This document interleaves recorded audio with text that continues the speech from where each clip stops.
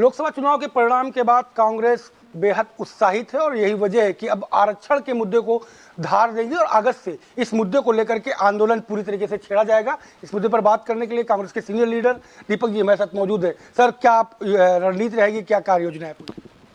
राहुल गांधी जी ने संविधान की रक्षा की बात की है, राहुल गांधी जी ने आरक्षण की बात की है, राहुल गांधी जी समानता चाहते हैं। लेकिन भारतीय जनता पार्टी की सरकार जिस तरह से पेपर लीक करा के, बेरोजगारों के साथ धोखा देके, बहुत सारे ऐसे निजी संस्थानों में बिना आरक्षण काम कर रही है, इसलिए कर रही है कि उनके अपने जो भारतीय जनता पार्टी के चहेते लोग हैं उनकी भर्ती कर सके। तो कांग्रेस पार्टी ऐसे तमाम मुद्दों के साथ आगे बढ़ेगी और भारतीय जनता पार्टी की अहंकारी सरकार को संविधान के विरुद्ध कोई काम नहीं करने देगी।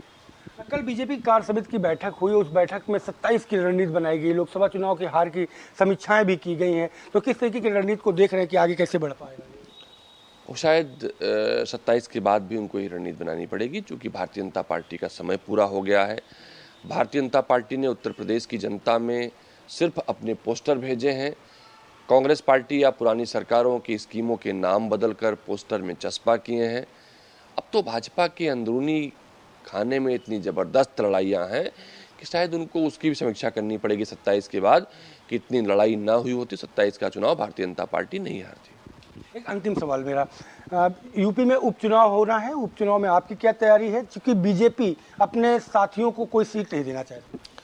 देखिए, इंडिया गठबंधन मजबूती के साथ उत्तर प्रदेश के उपचुनाव लड़ेगा, ठीक वैसे जीतेगा जैसे अभी जो उपचुनाव हुए हैं, जिनके परिणाम आए हैं। भारतीय जनता पार्टी को मात्र 2 सीटें मिली हैं और 11 सीटें इंडिया गठबंधन और भारतीय जनता पार्टी की विपक्षी पार्टियों को मिली हैं।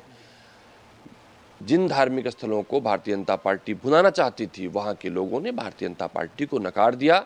अब उत्तर प्रदेश की बारी है, शुरुआत उपचुनाव से होगी। उपचुनाव में भारतीय जनता पार्टी बुरी तरह हारेगी और हार का सिलसिला इनका 27 से 29 चलता रहेगा। वो अपने घटक दलों को सीट नहीं दे रही है बीजेपी। देखिए, भारतीय जनता पार्टी उन घटक दलों को समाप्त करना चाहती है। भारतीय जनता पार्टी उसके साथ खड़ी होती है, उस दल को समाप्त करके खुद सत्ता में आना चाहती है और ये छोटे घटक दल इस बात को समझ गए हैं। तकरार बढ़ेगी, छोटे दलों में तकरार बढ़ेगी, जनता में नाराजगी पहले से ही है और भारतीय जनता पार्टी की हार का कारण यही बनेगा। शुक्रिया हमसे बात करने के। तो आपने सुना कांग्रेस के सीनियर लीडर दीपक जी का, जिनका साफ तौर पे कहना है कि कांग्रेस आरक्षण के मुद्दे को ही नहीं, कांग्रेस समानता चाहती है। राहुल गांधी इसी मुद्दे को लेकर के पूरे देश में उन्होंने यात्राएं निकाली है। बीजेपी आरक्षण की चोरी कर रही है और इस आंदोलन को हम धार देने वाले हैं। कैमरा पर्सन राजू के साथ संजय प्रताप सिंह, भारत समाचार, लखनऊ।